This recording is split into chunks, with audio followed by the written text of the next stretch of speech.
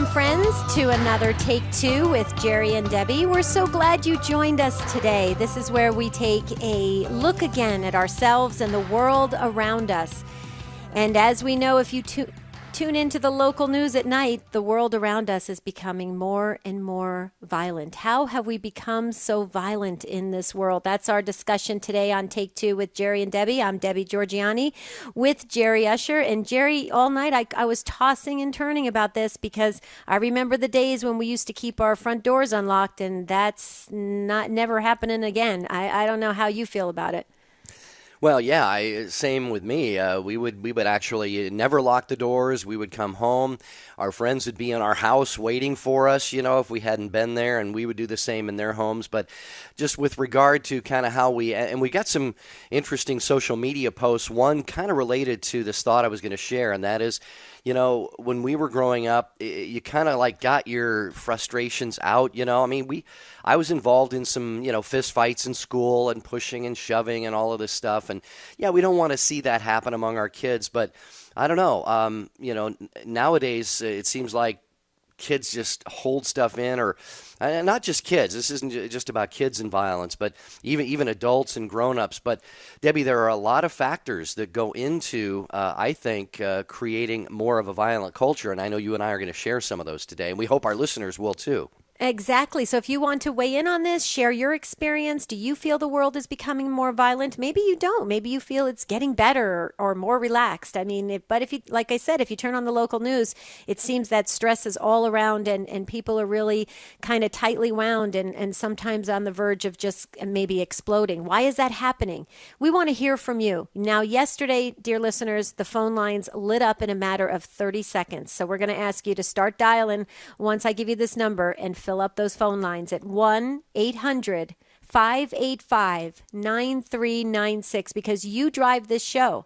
So we need to hear from you. We're not sure how this conversation is going to evolve or how it's going to expand. We need you. 1-800-585-9396.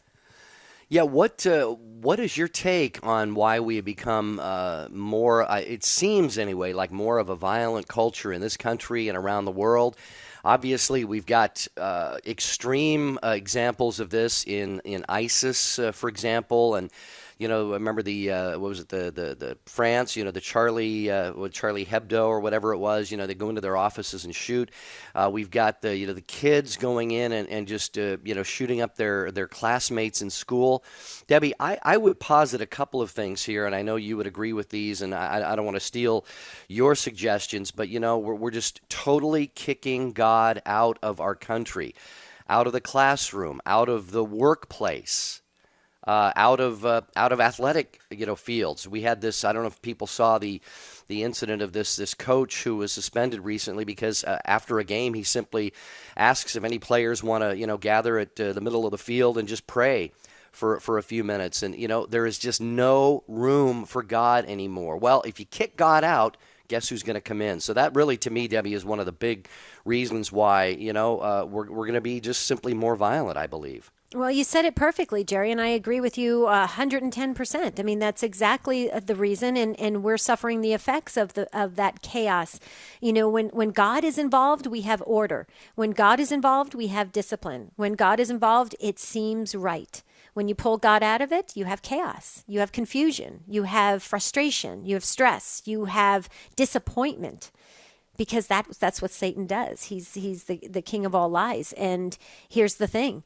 Is that what do we do about it? Are we just going to let it happen? Are we going to try to stop it? Are we going to try to educate? What can we do about it? Because obviously just stating the obvious is not going to change anything, right at the get-go. We're going to have to take some kind of action. And is that prayer? Absolutely, I think so. But what else can we do in our communities? What can we do in our families, which is the domestic church? What can we do? 1-800-585-9396. There is one open phone line. See how quickly it goes? 1-800-585-9396. A few other things. We have to look at the culture of death that is around us. Anytime, Mother Teresa, a quote that was attributed to her, and I have to believe it's probably accurate. I believe she said at one time, the fruit or the end result of abortion will be nuclear war. And some people, looked at that and said, oh, mother, please, stop the drama. But Debbie, when you think about it, if you can turn the other way, or if we can be desensitized to the killing of the most innocent, a baby in his or her mother's womb, what will stop us from expressing that violence to living people? And we see that around the world today. So you take the culture of death, and I hate to say this, but I'm going to. For young people, these video games, Debbie, they sit there for hours and play, shooting, killing, murdering, pillaging, all of this stuff. This stuff gets into their heads, and they, maybe they can't separate the game from reality. I don't know, but these are some things that are on my heart to share. No, well, I think it's fabulous that you're bringing him up, Jerry, and we can take this conversation at all different levels and all different directions. But if I'm not mistaken, wasn't it 9/11 when 9/11 happened and they questioned junior high kids or teens? That the majority of the kids said that for the first few minutes they had to try to refocus their brain because they thought they were looking at a video game. If I'm not mistaken, I think I didn't hear about that, but yeah, and isn't that interesting? Because are we retraining these children's brains to be so desensitized to look at things and not and distort the reality of things? I mean, this is really scary stuff. I'm going to throw one other thing in there too, Jerry, because I'm a certified health coach.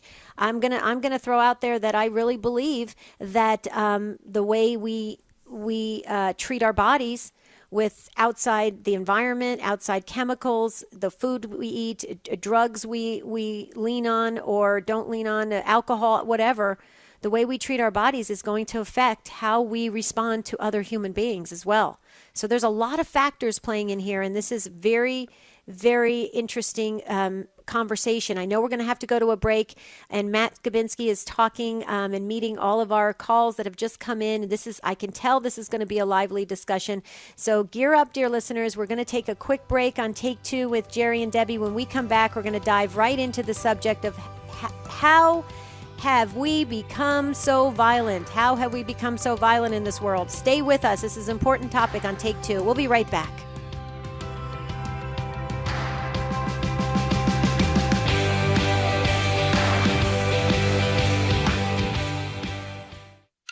"60 Seconds" with Father Mitch Pacwa. Take a look at our website, EWTN.com, and the old programs. I've so far gone through the encyclicals on Jesus, which is Redemptor Hominis, on God the Father, Divas and Misericordia, and on the Holy Spirit, Dominum et Vivificantem. Also the one on the Gospel of Life, Evangelium Vitae, and the one on Redemptoris Mater, Mother of the Redeemer. So I've gone through 5 of those, and you can get those off of our website. Again, the website is www.ewtn.com. And then when you go to libraries, what you can do is go to the audio library, and the audio library will have the old programs. They're all there, and you can just access them that way. May God bless you, the Father, the Son, and the Holy Spirit. Amen. The people you know and trust are on EWTN. Howdy, this is Jimmy Aiken from Catholic Answers Live. Thanks for listening to the EWTN Global Catholic Radio Network.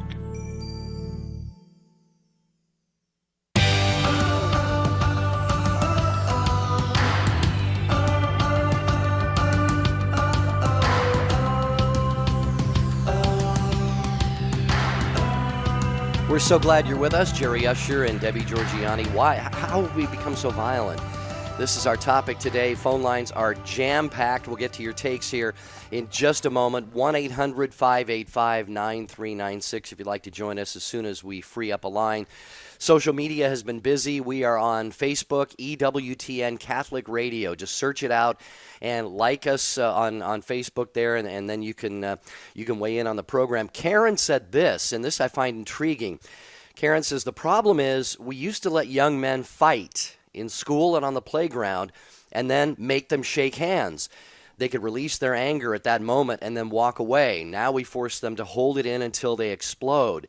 She says, my son was told to work out his own problems from grades 1 through 5, and then in 6th grade they said, tell us your worries. Well, after 5 straight years of ignoring kids, how the heck are you going to get them to open up? She says we need less, quote, parenting by school administrators and more educating and using common sense. And Debbie, a little bit of a humorous side here. Actually, when I was young, we would go to Bible camp every summer. And I actually got into a fight with another guy at the Bible camp. At Bible camp? At Bible camp, of all places. But listen, get this. We took out our little angst, whatever it was, and then you know what they did? What? They made us hold hands and walk around the entire playing field, where all of the other campers were out there. And so this is kind of what Karen is saying. We kind of got it out of our system, and then they said, all right, you guys hold hands as brothers in Christ and walk. And you know what? By the end of that, things were cool. You were probably I'm not laughing. saying, well, Yeah. we were pretty embarrassed, actually. Yeah. But anyway, so I think Karen may have a point there. But anyway, Deb, we got a lot of calls, so. No, I agree. Karen is right on. I mean, it's truly, we've lost something, and having children stuff emotions, especially when there's so many things going on in their own lives and families and communities and the world. And if you can't express those emotions, I mean, Jerry, I always crack up about being Italian, but, us Italians by nature, we kind of, and you know this, Jerry, because we work together, we kind of just let all of our emotions out. They're out on the table now, and then we move on. It's kind of like our own little mini therapy every single day to kind of just, Right. but a lot of people that don't understand our culture or the cultures that have that kind of more, passionate, blood flowing cultures, they don't understand it. They'll say, what's the matter with you? Are you upset? Are you going to not like me now? Is something wrong? Not at all. That's how we kind of do our own little therapy. So I wanted just to share that as well, that sometimes different cultures take on a different way to relieve stress. That works, Debbie, if there is a moral foundation. And I think the moral foundation is just lacking. It's been completely ripped out from especially our young people today, but also a lot of, quote-unquote grown-ups. I mean, look at Jesus. Jesus got angry. He overturned the money changers' tables in the temple.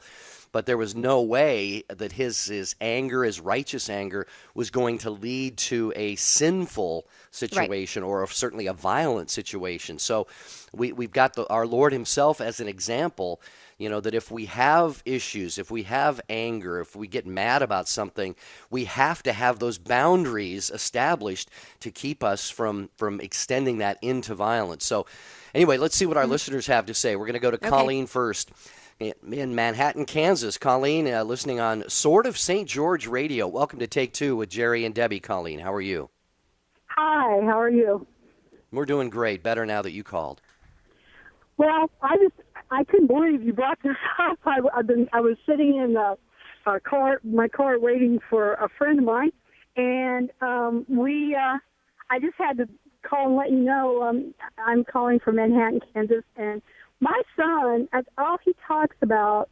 He's 15 years old. He's ninth grade. He talks about the gangs in the school, and he talks about all the stuff that they do. And like one of his friends that has been in my house several times, he's the most respectful person to me, way more respectful than my own son is. And he got arrested 2 days ago because he broke somebody's jaw.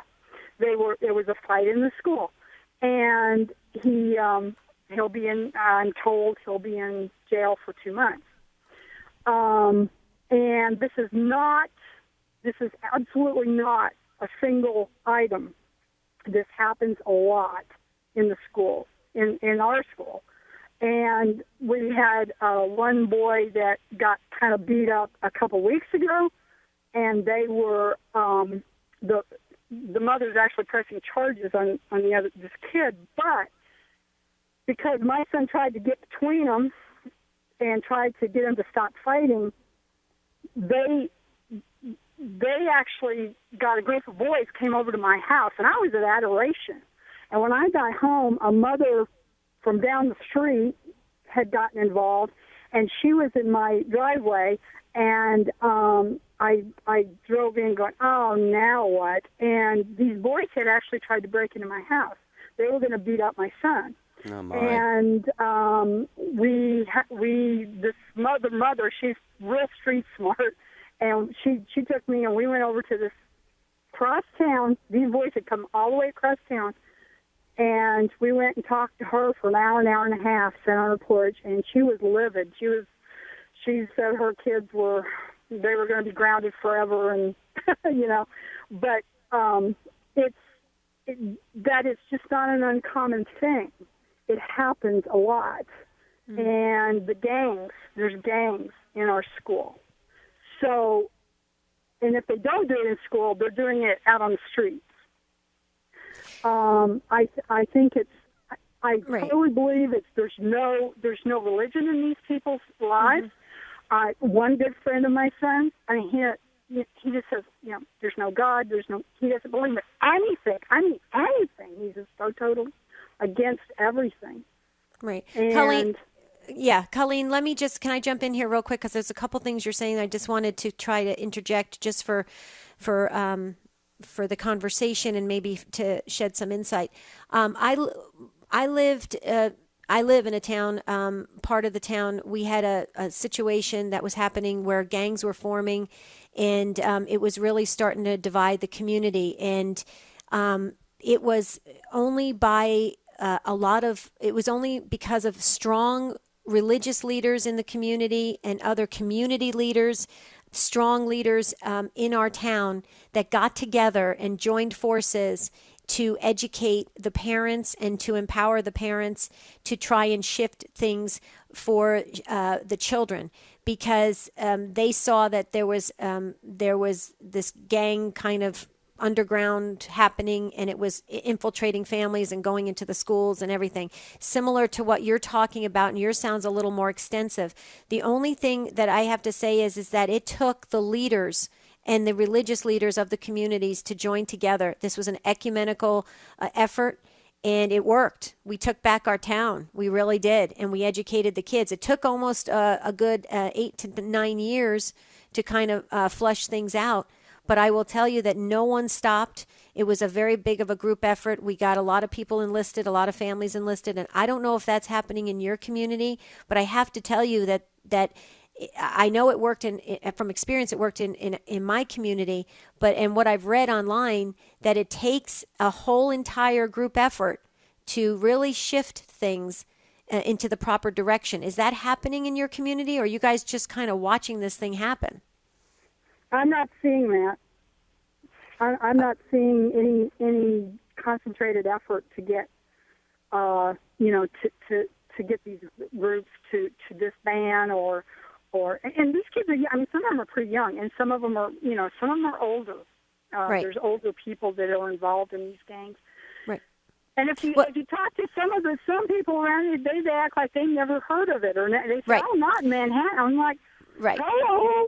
Right. Well, that's what I talk about when I say the gang underground, because that's exactly what was happening. The community that I live in is a bedroom community. It's super quiet, super, very calm, and they didn't even know things were happening. But Colleen, here's what I would suggest, and I really would suggest this. It's very easy to do. You can totally go to your pastor and other priests in the community. You can contact other non-denominational pastors and other faith leaders in your community. You get them all in one room.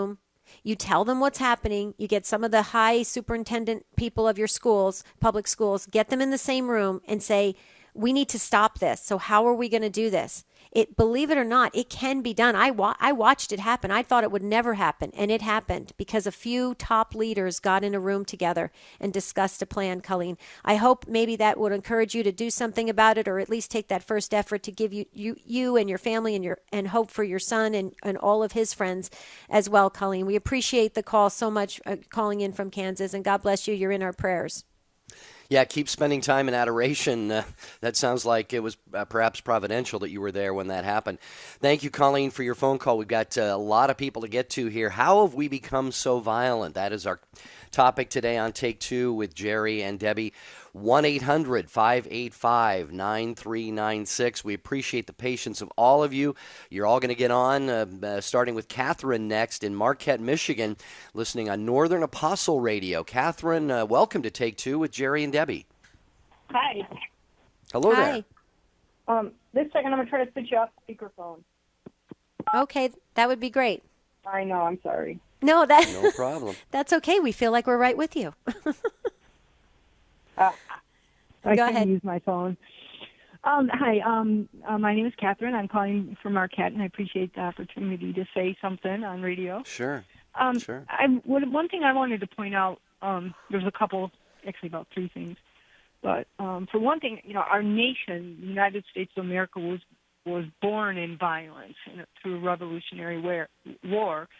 So our country, and our country continues to resort to violence whenever we can't get what we want by other means.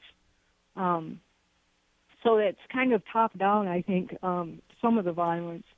And our media do indeed glorify violence, but especially as a way to settle disputes and to win, even in what should be innocent children movies like Beethoven comes to mind.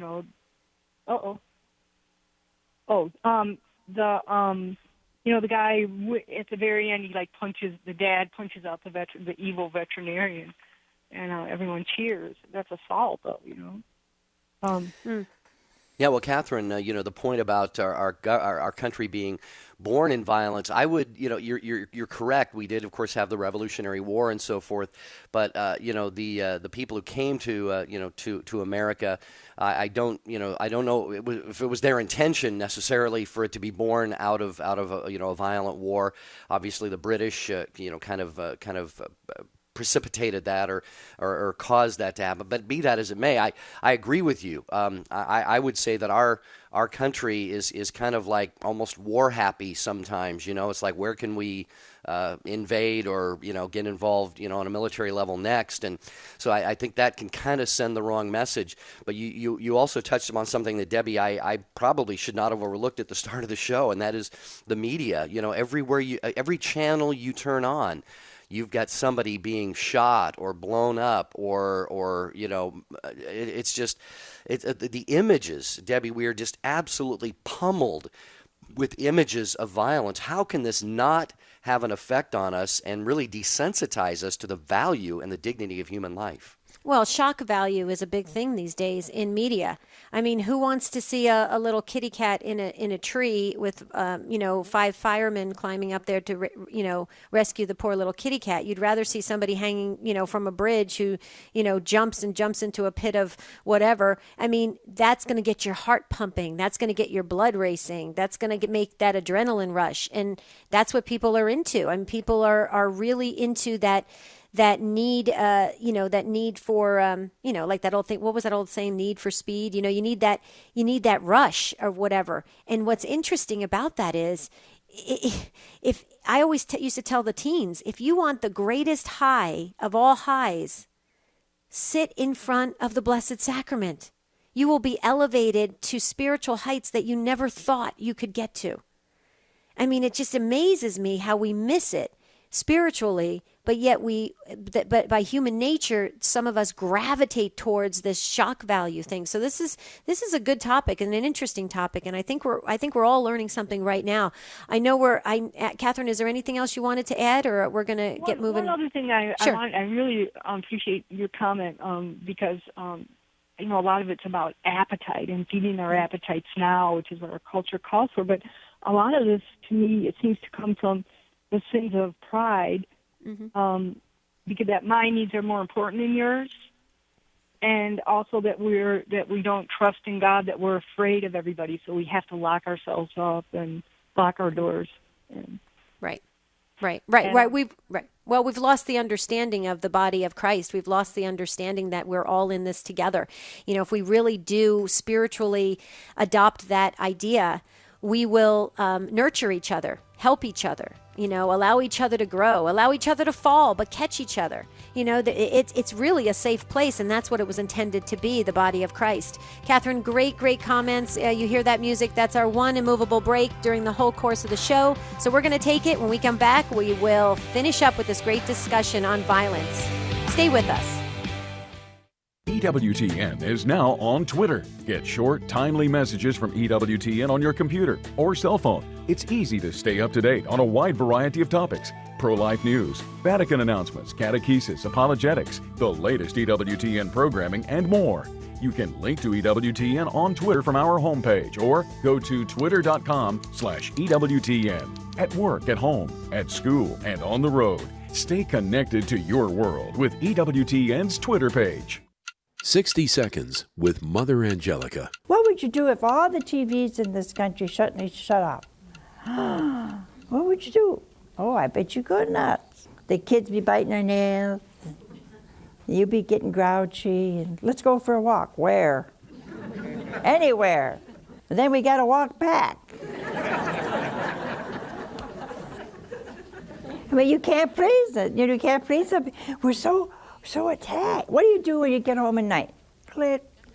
You got to want to know all the terrible things that happened today. That's all you're going to get. I thought of having a channel of good things. I don't think anybody listens. Just good things. Wonderful things. The sunrise, the sunset. Going in the woods and walking through the woods and feeling the presence of the Almighty God. Wow. The people you know and trust are on EWTN. Matt Swaim here, inviting you to start your day a better way with the Sunrise Morning Show, weekday mornings here on EWTN. It's a fast-paced program where we cover apologetics, scriptures, and the saint of the day, plus news, sports, entertainment, and family life, all from a Catholic perspective. So join us weekday mornings here on EWTN. The Sunrise Morning Show. Better way to start your day.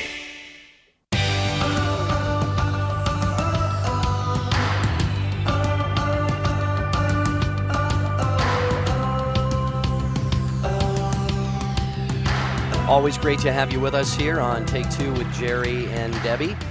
And Matthew says on Facebook, EWTN Catholic Radio, look at the video or photos when you see a story about violence erupting. I'm not saying any more than that.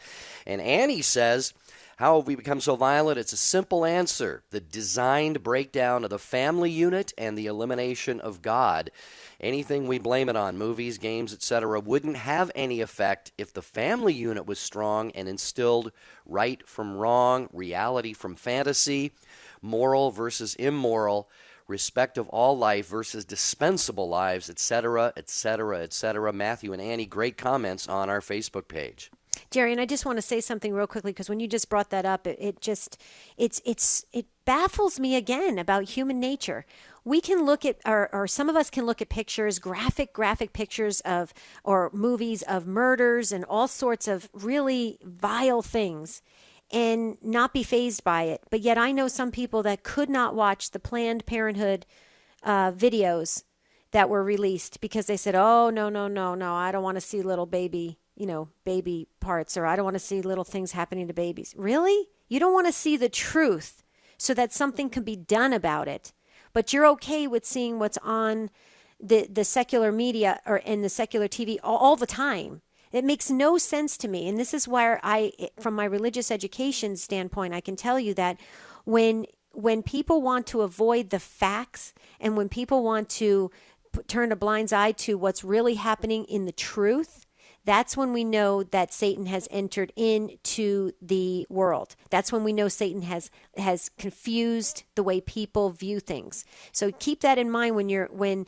dear listeners, when you encounter somebody that won't deal with the facts, but yet on the other hand, they'll deal with other things that are just, horribly to encounter.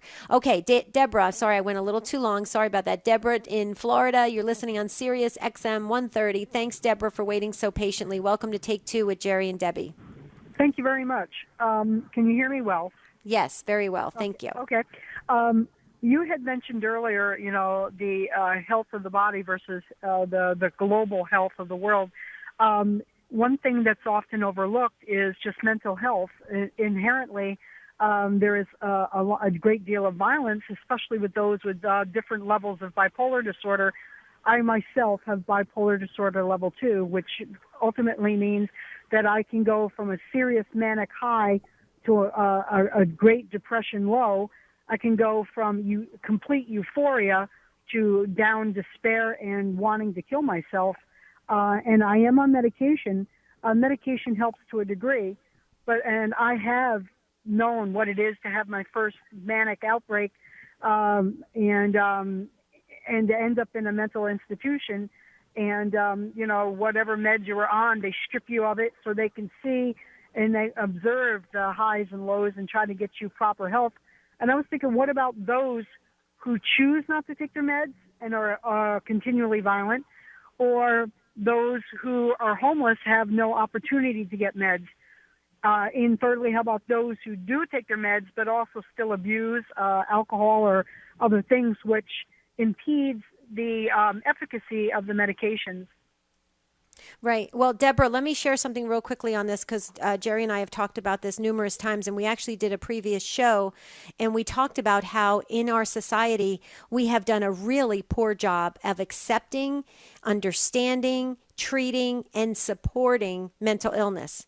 And I am truly, my heart goes out to you for your situation. Yes. And I thank you so much we thank you so much for calling in and sharing, because you're helping so many others. And you are so right. Our country needs to do a better job of understanding what people's issues are and supporting it, and having a community-based awareness, acceptance, and support for mental health issues. And we do a poor job in this country. We do. It's as clear as a bell. And until we start to get people that are willing to step up and continue to educate, like yourself, because what you just did this morning, Deborah, is that you are educating all of us, and that changes us for the better. So I thank you from the bottom of my heart, because it's important that we talk about this and understand we all have to take part in helping others cope and deal with whatever they're going through. Difficult. Jerry, yeah. It's difficult, and I appreciate, and also especially those brothers and sisters. Like, I take my meds, but that doesn't mean I also have severe OCD. So things, if you don't know anything about bipolar, things are flying through your head like greased lightning, and the medication doesn't eradicate that. It just slows it down, so you can try to rationalize normally. And I put normally in quotations. It's so overrated, but I quickly couldn't come up with another adjective. But I think about my brothers and sisters who are also who have mental health, and they continue to abuse. We have a Native American population who's been completely overlooked. Alcohol, drug abuse is rampant. Violence is just rampant on reservations and non-recognized reservations, and mental health issues are just rife. And I just pray with all my heart that the government will do something. And I'll take my answers off the air. Thank you so much. Well, Deborah, God bless you. And again, I echo what Debbie said. Only a person who is, in a situation like you're describing, who deals with something like bipolar disorder, can possibly understand what that is like. I mean, we all have ups and downs, highs and lows, but just from the little I know about that, it is so very difficult to live with. So bless you, Deborah, you're a warrior, you're a real trooper, and as Debbie said, you are absolutely educating people here. And Debbie, I don't know, what more we can really add to what you said already. I think, we all need to be more sensitive to the fact that I think, here's what I really think, and here's what I try and do in my life. As I go about my day-to-day life, I'm out and about, I'm shopping, I'm traveling, I'm in an airport, on an airplane. If people act a certain way, I try to make myself say, okay, what is this person dealing with? What are they going through? What are the circumstances in their lives? Because the temptation so often is to say, hey, idiot, stop acting the way you're acting or something. But, I think we all do that. And so if we can be a little bit more tolerant of one another and not necessarily tolerating, sin or evil or violence, but just understanding the human person, and that, somebody may be going through something. I often like to think, Debbie, a word from me, a positive word versus a negative word could totally change the direction of that person's life. So we never know what a person's dealing with. Exactly, Jerry. And just want to add one other thing that you just said because it made me think of this. When I say we are doing a poor job, I mean, I'm not trying to be critical and trying to, be a downer and say, okay, this is so bad, wrong, sick, whatever. No, I'm not saying that it's terrible what we're doing in the country. What I'm saying, when I say by we're doing a poor job, if we even have one person that is suffering in this world, in poverty, in mental illness, in health issues, in anything, in any loneliness, anything, we're doing a poor job. We are human beings that have the capability of relying on God and elevating our circumstances to great heights. With God, all things are possible. And so I always say we're doing a poor job when we fall short as human beings in any way. And so maybe that's a drastic statement to say it's really poor, but I feel that way. I see people on the streets who are homeless, Jerry, and I think, my goodness, in this day and age, when we have an abundance of food everywhere we turn, some people eat 2 and 3 plates of food a night.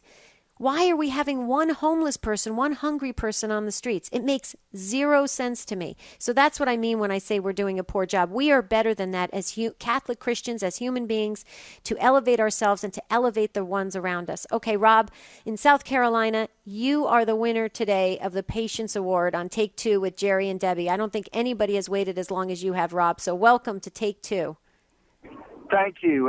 It's been a pleasure to have a chance to talk with you today. I just wanted to make some comments based on really more of the root, what I feel like the root of the violence, not so much the manifestation of it, but the spirit of rebellion that exists in our society and always has, but continues to become more and more predominant across not just the youth culture, but just in every sense of the word. That spirit of rebellion, I feel, is taking over, and I think that's more of a spiritual concern for us and how we're going to attack that from a spiritual level. Also, a former caller made a comment about the different, acts of violence, and I feel like externally we're always going to see those acts of violence. But your main question of how can we deal with that, for me, it's understanding that spirit of rebellion that exists, and I feel like at least one way to deal with that is through maintaining and developing a healthy culture of relationships with the young people, with any age group that is affected by this. And nurturing a sense of respect. The more we can learn to respect each other, hopefully the less violent our society will be. Wow, that's Rob, excellent. great comments. I'll just share a couple things here and let Debbie weigh in. But this whole idea of the spirit of rebellion, I think, we see this pretty much across the board in all age groups. I think it's kind of closely connected to what an earlier caller alluded to, and that is but I think a real serious narcissism that we have in our culture right now. Everybody just simply is out for himself or herself, and the spirit of rebellion just kind of adds to that and makes it worse. And not to pick on young people, but I think we see this, Debbie. In fact, I was thinking about this the other day. When you see these kids with the hats on backward, the baseball cap. Right.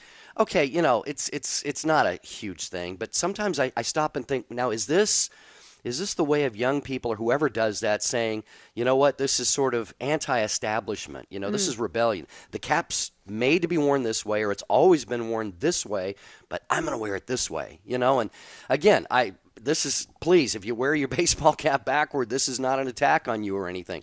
I'm just saying little manifestations like this, Debbie, really, I think, get at what Rob is saying. We have a spirit of rebellion. It's like nobody's going to tell me what to do or how to do it.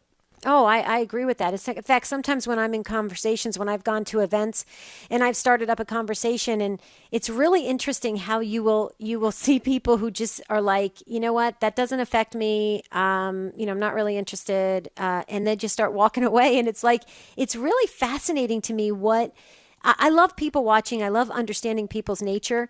And it's interesting to see, you can spot human beings right away on who is willing to go the extra mile to care about another human being, who is just kind of in their own bubble, who is disinterested, or who's thinking, I've got my own problems. I don't want to add more problems to my plate.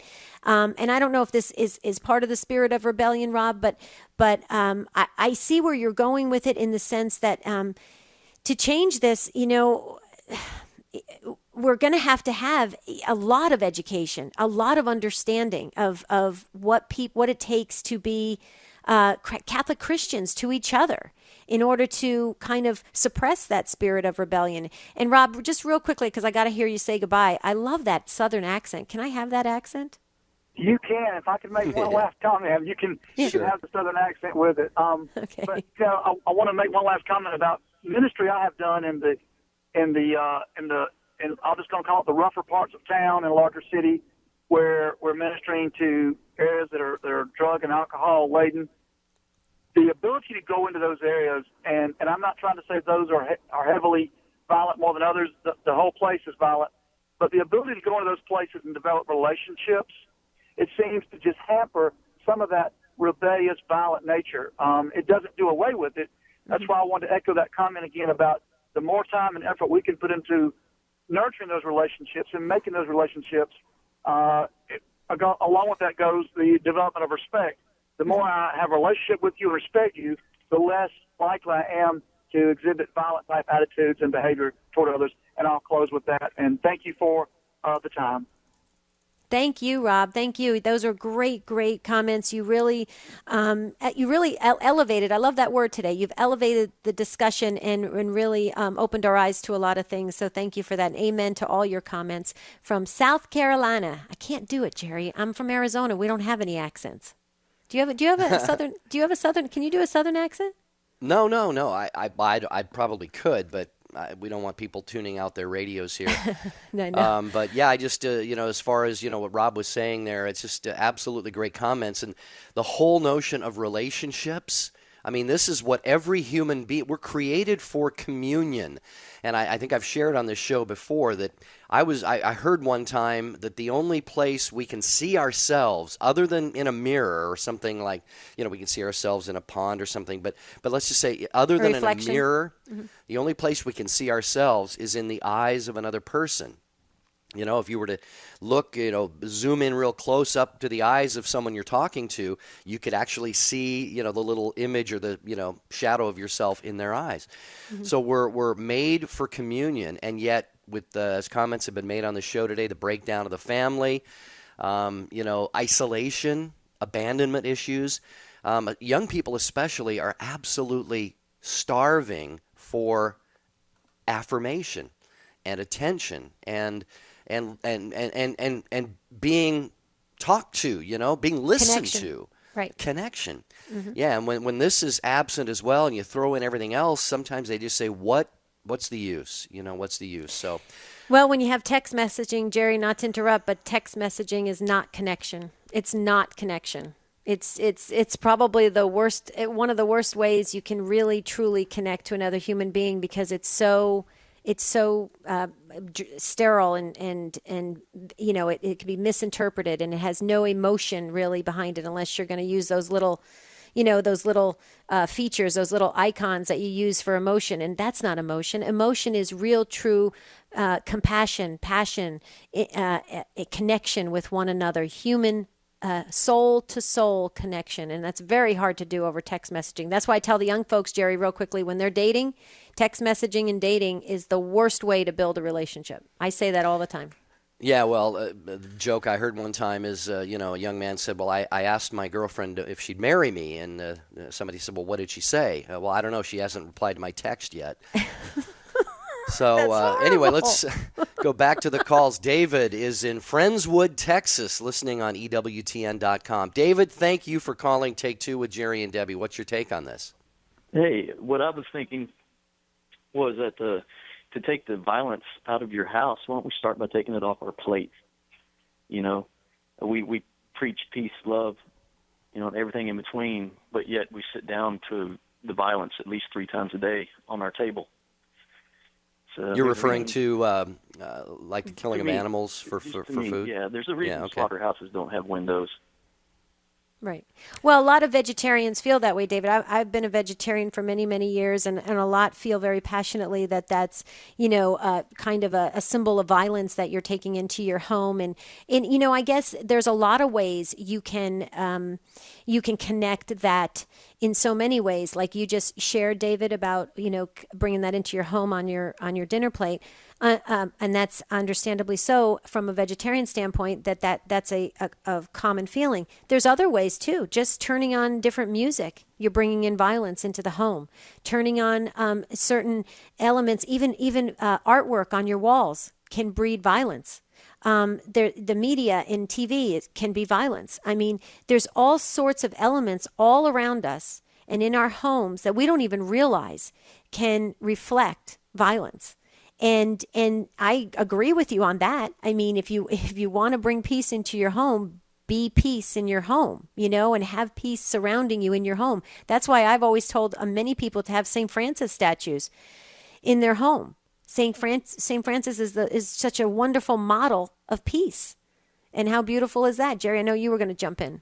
Well, David, I want to ask you something here. And I have actually been moving much more in the direction of eating, whole food, plant-based diet and stuff. I'm not opposed to eating meat. I do enjoy it once in a while. But are you?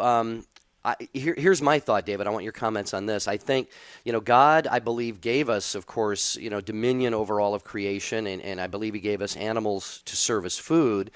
But you're right. I know we have turned these slaughterhouses into inhumane, just money-making machines. And so I'd be curious to know: are you, opposed to any killing and eating of animals, or just kind of the way it's sort of evolved and what it's become today? Yeah, I basically when I became this way, it was for just for health reasons. But like you were saying, evolved over time. I've just evolved on my way of looking at it. I'm at the point where I'm totally against any type of killing of the animals just for food like that. Speaking of evolved, I think that we've evolved ourselves out of the food chain, so we don't need the animals to survive. We have plenty of other food that will sustain us.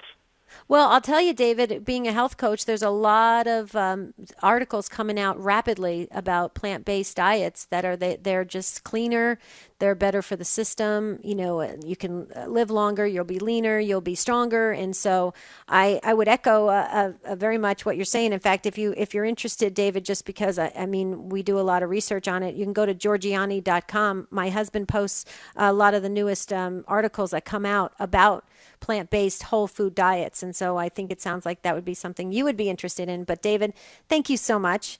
From Friendswood, Texas. What a great town to live in. How awesome is that? Thanks for brightening our day today and reminding us just all about, how beautiful it is in our homes to have peace in our homes. I love that. I love that, Jerry. And I have to work on that. Go ahead. All right, David, thank you very much for participating. Great take on the program today. And the next one will be courtesy of Samuel, who's in Pensacola, Florida. Samuel, thank you for calling Take Two with Jerry and Debbie. How are you doing today? Very well, thank you. Good. One of the callers mentioned kind of like the rough side of town to experience violence. And I've experienced violence quite often on the highway where I live just by cutting somebody off inadvertently, right? Everybody thinks that they're so correct and they're right.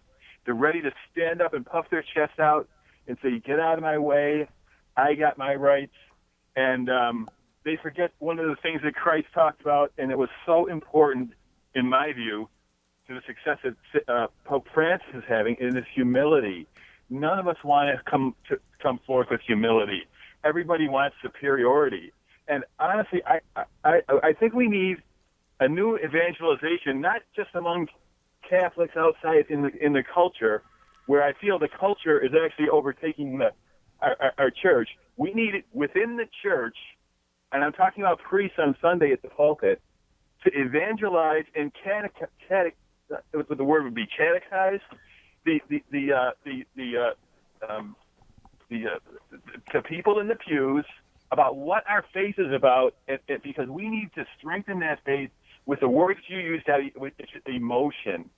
And I'm telling you, we need to be on fire for Christ, and we're not. We're not. We go to church, we punch a card, and we go home. And most of the sermons from the priests, I have to say, are very pedestrian, and they don't want to inflame anybody or get anybody upset or have any letters go to the bishop. But I think we got to take the bull by the horns and with love and humility, evangelize what it is we stand for, what Christ was about.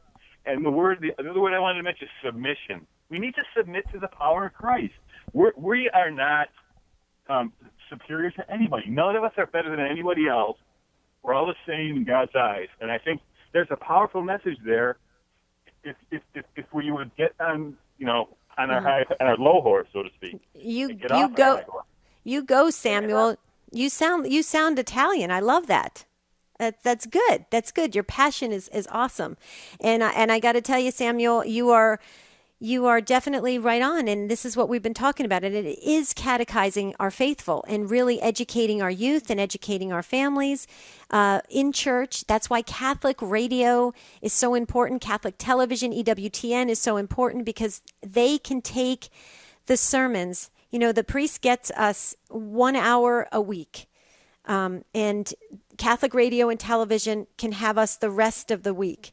And it's important that we continue to catechize ourselves and to form ourselves in the faith and to be catechized. And Samuel, when you were going on and on, I was kind of waving my hands in excitement of saying, go, Samuel, go. I hit myself in the head and my headphones almost fell off. That's how excited I was, because it's important, Samuel, that your passion is communicated in an effective way for all of us to learn and grow, because you're right on. We're in trouble, and if we don't do something wisely to form ourselves, we're just going to keep going down that path. And Jerry, go ahead. I'm going to fix my headphones.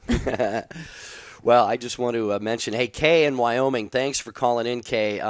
She raises cattle, so she wanted to have a little bit of a different take from what David shared, but we just don't have time, so Kay is not on the line right now. But you go, Kay. You were doing a great thing there, and I think we made the point, hopefully, gently and charitably, that the vegetarian option is one way to go, but we have dominion given to us by God over all of creation, and the animals are part of, I think, what God gave us to sustain us. So, Kay, thanks maybe we'll do a show on that. Sometime. Fair treatment of animals, and that would be yeah, we should do that. And Samuel, we got to thank Samuel. Thank you, calling in from Florida.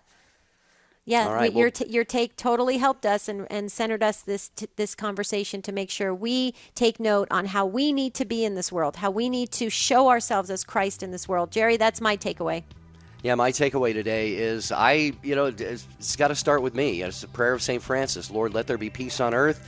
Let it begin with me. I need to try harder on that. And if we all do, maybe the world will be a better place. And Debbie, tomorrow we got a very intriguing topic that we want our listeners to start thinking about right now. Oh, yeah. Samuel will like this. Samuel, if you're still listening, why are converts on fire for the faith?